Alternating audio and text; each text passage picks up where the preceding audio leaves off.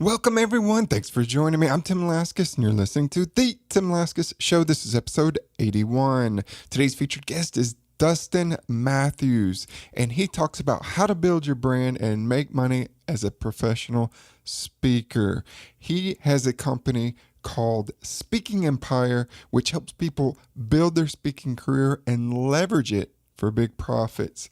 Now, he's been featured on, or his company or him has been featured on many different outlets such as ABC, Forbes, NBC, Fox News, Newsweek, USA Today, CBS, and Wall Street Journal. And he has just kind of brought in national attention of all sorts of people, from celebrities to TV personalities, athletes, politicians, and even entrepreneurs.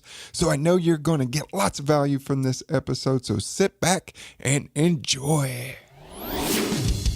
The Tim Laskus Show, in search of entrepreneurial gold. Tim digs deep into the minds of his guests. Entertaining, down to earth, and informative. Now, here's your host, Tim Laskus. Hi, Dustin. Thanks for joining me today. Absolutely. Thanks for having me on. I'm really excited to be here. Yeah, well, I'm glad you can join me. And you were telling me that you're teaching your 7-week-old baby to chase tennis balls while you play at the court. Yeah, that's right. With my eyes half open because due to lack of sleep. But yeah, I love to play tennis, and can't wait to share it with the boys. Well, that is awesome. I like to. I don't say that I play tennis. I go out and smash balls, and sometimes they are going left and right, and it's pretty dangerous when I'm out there. But sounds like my golf game. I'm the same way in golf too. So, but anyway, tell the listeners a little bit about yourself professionally, and what are you currently working on? Yeah, absolutely. I'm chasing a dream, and I'm chasing a vision of empowering people to get out and speak. And so, long story really condensed here is I'm the guy that was afraid to speak in front of others, but was forced to do it. Kicking and screaming, and I did it, and I said, oh wow, this is pretty powerful. People actually will pay attention to me and will listen to me, and wow, I can grow my business through this. And so my passion is really sharing with others, get out and speak, get out and share your message, because people out there desperately need it. And so I built a company around that called Speaking Empire. Excellent. So what would you say is maybe one of the one or two things that really kind of hold people back from engaging in a speaking career, and where's that fear factor? What is it that most people are telling you? Well, I think it's people are afraid of looking bad at the end of the day. It's just kind of that innate ability inside of us that protects us. Like when we were in the jungle and, the big woolly mammoth was there going to eat us. And so that's kind of translated into, if I get up in front of a room and I bomb or I don't do well, I'm going to get rejection, not just from a one-on-one, but times, however many people are in the audience. And so I think it's that fear of looking bad. Also, too, I think some people don't realize how valuable it is to get out there and speak. I mean, they see it, but they don't really understand like how to maximize it or how it will directly impact them. And so, just like me, I think fear is the biggest driver that holds most people back. Right. And is that something that you work on with some of your clients as well? Yeah, absolutely. And, I say that, fear, the big thing about fear is, I think Robbins coined it, but it's, false evidence appearing real. And so a lot of times it's because people don't practice. I think of like an entrepreneur, a business owner, or even a salesperson. If they do get the opportunity to speak, they kind of like go about their life and they're hustling and they're doing some things. And so then they're up the night before at 2 a.m. and now they feel the pressure, they feel the burn. And so I think a lot of people put this undue pressure on themselves when they can practice it, write it out ahead of time, and really think about how to maximize that. And so tackling that fear is just doing it ahead of time in a lot of cases. Yeah, for sure. And what is the real benefit for many of your clients or people who have speaking careers? How does that just kind of build their business or what does it do for them? Yeah, this is a good question, and I'd make the distinction. We do work with some folks that are professional speakers, but most of the people we work with are either starting up a business or already in a business, and they say, hey, I see speaking can be powerful, and I want to leverage it. And so, the big benefit is visibility. You build your brand, you can generate leads, and in some cases, some people make sales right from the stage. So, if you want to get quick cash flow, sometimes putting on an event in your own office or at a hotel near your office, or even starting a business, an event can be a powerful way. And in fact, that's how Speaking Empire was started. Is we held an event, we got 90 folks there, and we got one person to buy something from us, and we're like, oh, this is interesting. Let's do it again.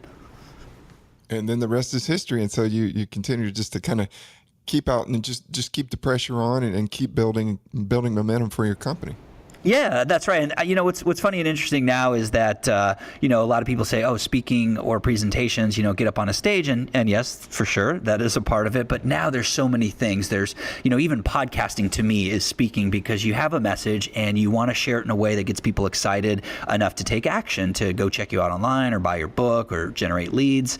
And so Facebook Lives and Periscopes and podcasts, really, for somebody that wants to get into business or someone that's in business, understanding how to communicate effectively is mission critical. I mean, the spotlight is on us now more than any other time in history because of all these really cool platforms that are out to give us that megaphone to our message. Absolutely. And, what are a couple of tips that you would have for new entrepreneurs who are out there who are ready to maybe, start their speaking careers or start another business? What are a couple tips you would have for them in getting going and getting it off the ground? Well, it's I don't know that a lot of people think this one's fun, Tim, but it's research. It always comes back to research. And so I was a classically trained copywriter, meaning like that's where I got my start. I learned how to put words on paper that would get people to take some sort of action.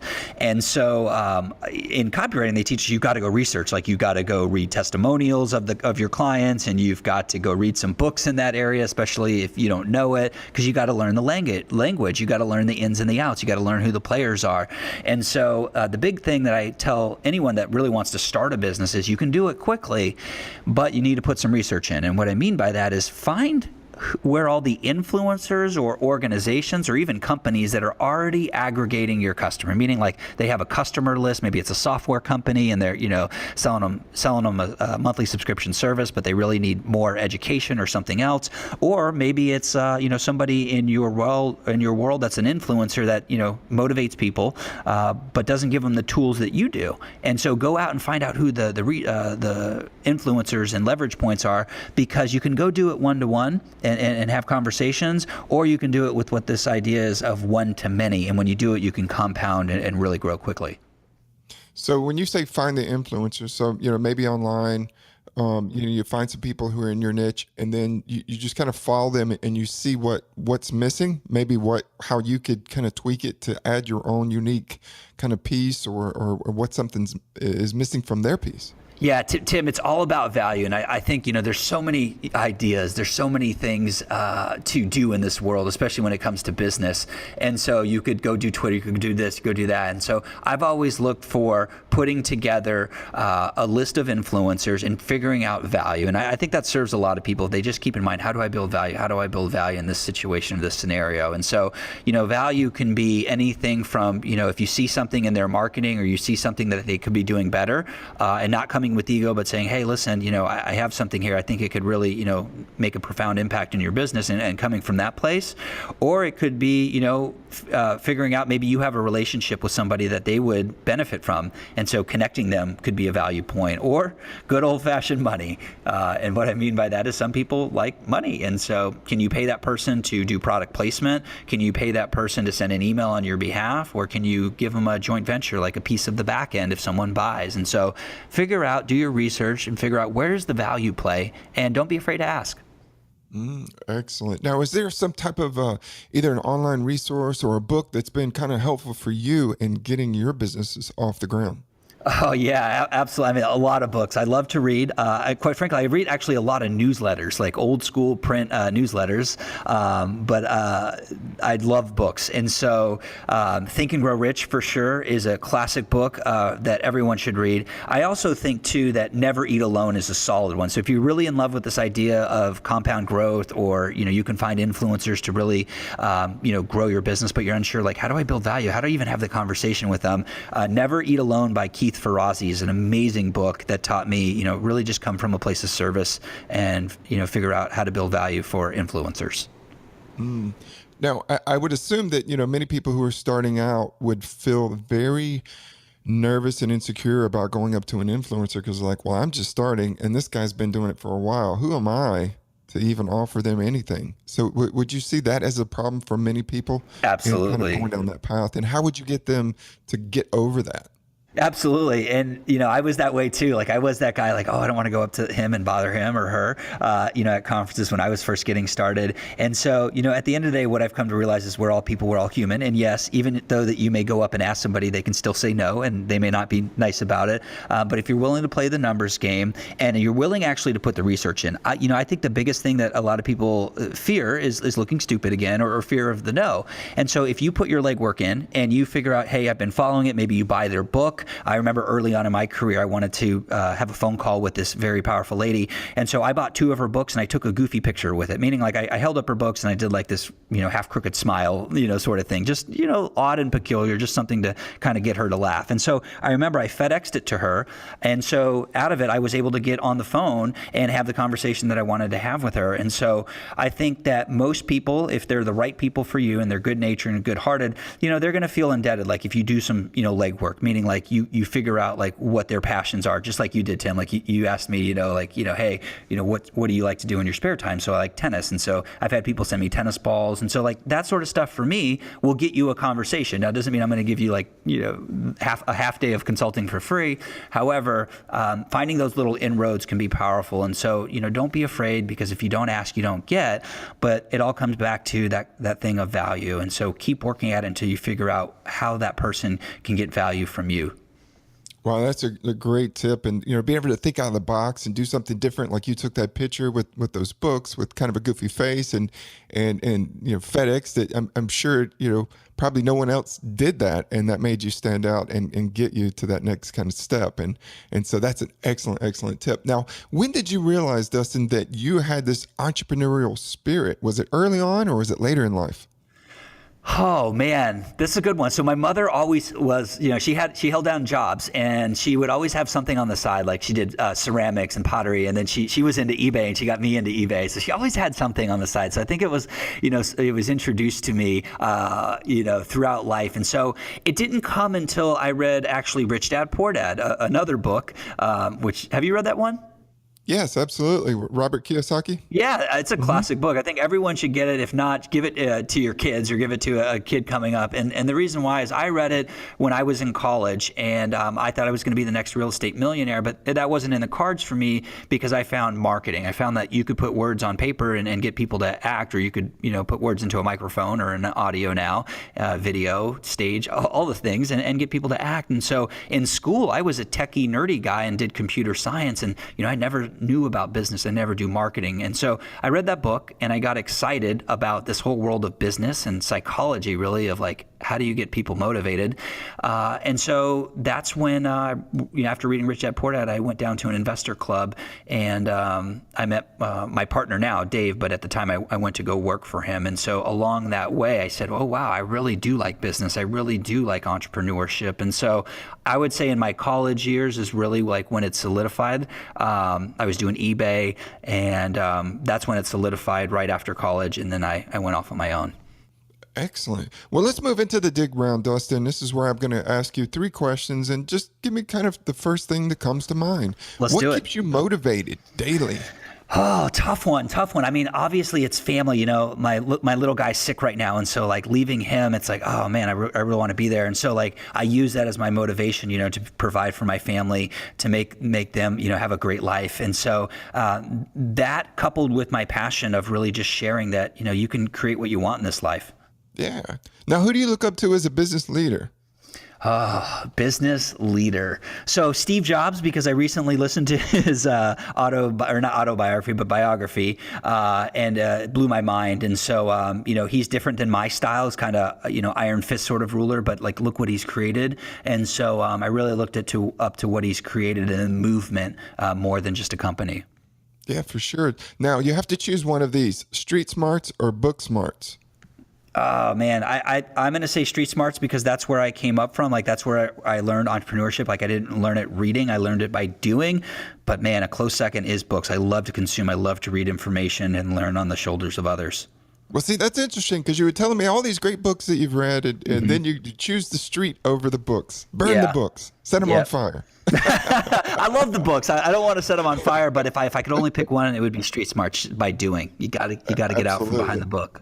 Yeah, there's nothing like actually going out there and implementing and there's when you read theory or steps within books, but putting it into action sometimes is a little bit different of a task. Yeah, you can lay out the footprint in a book, but when you execute, sometimes the steps are a little bit different, and learning those important key kind of street steps are very important. Now, can you provide the listeners with a time, Dustin, when you were with your company and you felt that you were just overwhelmed mentally? What was going on, and how did you overcome it? Oh man, lots of times for sure. Entrepreneurship is not an easy task. So, I think about events. We do a lot of live events, and so there are some times where I've been at an event and a little chaotic for me. We're changing things last minute, and so we're behind the scenes changing things. The audience doesn't know, and that's the beautiful part. And so I think of this time where we were running an event. The person that we had joint ventured with in the event hadn't paid the bill, and so not only do you have to be like in a great state to be there for the audience to deliver value, but I also had to be there and negotiate. And so it was a very tricky situation because as soon as I would get off and share the message, I would have to go back to, okay, how do I make this work? And so the lesson that I learned there is be careful who you joint venture with. And then also too, just be prepared because anything happens in life. And so everything that does happen that you may not find fun at the moment, you can learn from, and you should learn from. It's just bringing that energy and attitude towards it. So is it fair to say that, business will never go perfect, but it's all about learning how to kind of think on your feet and figure out problems to solution? I mean, that really, the greatest leaders are the ones who figure out problems or solutions to the problems that are in front of them. That's right. Absolutely. Now, what would you say kind of has been the most fulfilling moment of this kind of entrepreneurial journey that you're on? Fulfilling moment. I think just flexibility at home with my fam. If I had a 9-to-5 job working, I wouldn't be able to do the things that I do. If Dexter's sick or, Forrest is sick, just being able to take off or, take them on the road with me sometimes to travel. So it's just that flexibility that really makes me proud and gives me the happiness, to do things every day. Well, there's nothing like that family time, and you can never get that back, especially with your children and times that you miss while you're away on business. That's gone, and money and other things comes second, but your family, that's so important. And it sounds like you have a really kind of great system where this balance in life where you get family time and you also get to pursue your passion.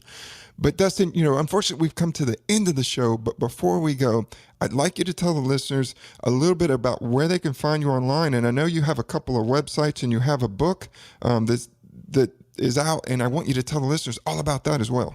Oh, sure. Absolutely. I really appreciate it. I have a book out. It's called The No BS Guide to Powerful Presentations. So if you liked a little bit of the taste of speaking, or you want to kind of dabble in it, whether you do a webinar or Facebook Live or even speak on stage, go check it out. I mean, I put a ton of valuable information inside the book along with a bunch of resources to help you implement and execute faster.